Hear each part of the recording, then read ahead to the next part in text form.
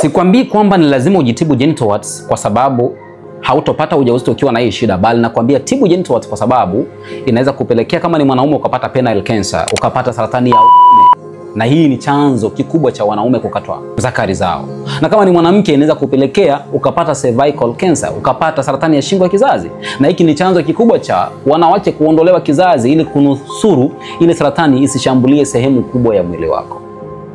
Na ubaya ni kwamba hii changamoto unaweza kuwa nayo kwa muda mrefu, lakini kinga yako ya mwili ikishuka tu ndipo hizi warts zinaanza kuerupt.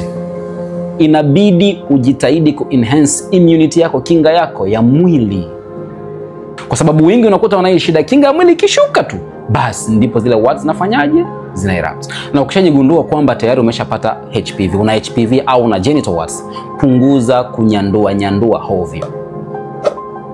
Kuna aina zaidi ya 600 za hawa HPV, hawa virusi wanaopelekea warts. Kwa hiyo unaweza kukuta huyu ana type hii, huyu ana type hii. Kwa unapokuwa unashiriki ngono nzembe, inatengeneza mrundikano mwingi wa vimelea tofauti ambao kwa kiasi kikubwa watashambulia kinga yako ya mwili, mwisho wa siku warts zitaerupt. Kwa hiyo kama una changamoto hiyo, unabidi uitibu mapema ili kuepusha usije kufikia hatua ya kukatwa uume kama ni mwanaume. Kama ni mwanamke usije kufikia hatua ya kupata saratani ya shingo ya kizazi, mwisho wa siku kupata saratani ya mji wa uzazi na kujikuta unafanyaje? Unaondolewa kizazi.